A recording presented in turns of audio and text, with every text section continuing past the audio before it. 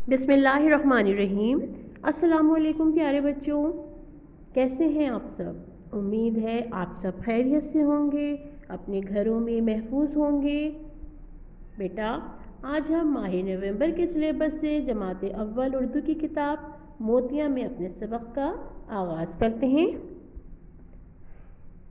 अपनी किताब का सफ़ा नंबर 60 निकालिए और मेरे साथ साथ पढ़िए। उन्वान है खरगोश। ये क्या है? ये खरगोश है। इसके कान कैसे हैं? इसके कान बड़े हैं। इसका रंग कैसा है?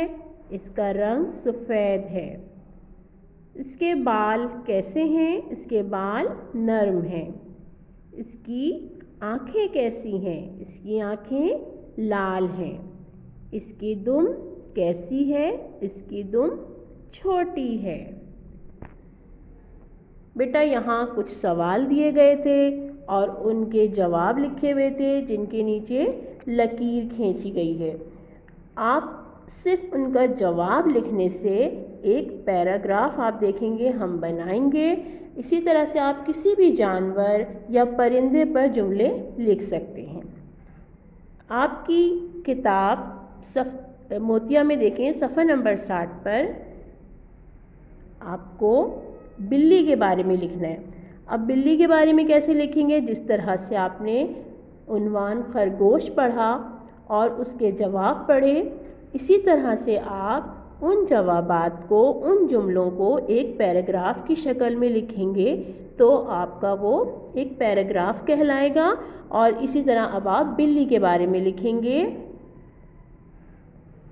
ये बिल्ली है, इसके कान छोटे हैं, इसका रंग सफ़ेद है, इसके बाल नरम हैं, इसकी आँखें नीली हैं, इसकी दुम छोटी है।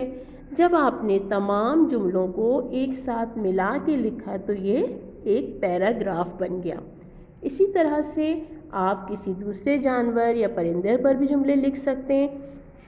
अब आप अपनी किताब का सफ़ा नंबर 61 अल्फाज और जुमले बनाइए।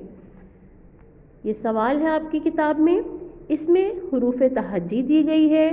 पहले आप उन हुरूफ तहज्जी से लफ्ज़ बनाएंगे, अल्फाज बनाएंगे, उसके बाद उसका जुमला बनाएंगे। यहाँ लिखा है बे। बे से क्या आता है? बाजा। फिर बाजा का आपने जुमला बनाया, ये काला बाजा है। इसके बाद जीम है, जीम से जूते। अब जूते का जब आप जुमला बनाएंगे, ये भाई के जूते हैं। दाल से दरख्त, वो आम का दरख्त है। मीम से मेज़, ये लकड़ी की मेज़ है। तो बेटा, आपको पहले अल्फाज लिखने हैं, उसके बाद जुमले बनाने हैं और ये काम आपको अपनी किताब में करना है। इसके बाद आपकी मश्क है, सवालों के जवाब लिखिए। सवाल नंबर 1 है, ये गेंद कैसी है? आप देखें, सवाल के सामने एक तस्वीर बनी हुई है गेंद की। अब आपको जवाब लिखना है कि ये गेंद कैसी है। तो आप क्या लिखेंगे? ये गेंद आपको कैसी नज़र आ रही है? गोल। जवाब लिखेंगे आप, ये गेंद गोल है। सवाल नंबर 2 है, ये कितने मोज़े हैं? यहाँ आपको देखें मोज़े बने हुए हैं। आपको पहले इनको 1 2 3 4 5 6, ये कितने मोज़े हैं? ये 6 मोज़े हैं। सवाल नंबर 3 है, दीवार पर कौन है? यहाँ देखें दीवार बनाई हुई है, उसके ऊपर एक तस्वीर है। वो किसकी तस्वीर है? जी हाँ, बिल्ली की। तो जवाब आप लिखेंगे, दीवार पर बिल्ली है। सवाल नंबर 4 है, फूलों को किसने बनाया है? आप सब जानते हैं दुनिया अल्लाह ने बनाई है, फूल भी अल्लाह ताला ने बनाए हैं। तो फूलों को आप जवाब लिखेंगे, फूलों को अल्लाह ने बनाया है। अब आप अपनी किताब का सफ़ा नंबर 63 निकालिए। यहाँ आप देखेंगे एक शक्ल बनी हुई है, वो है मद की। अब मद हम कहाँ लगाते हैं? अलिफ के ऊपर लगाते हैं। मैं मद हूँ, मैं अलिफ के साथ होता हूँ, अलिफ के ऊपर होता हूँ।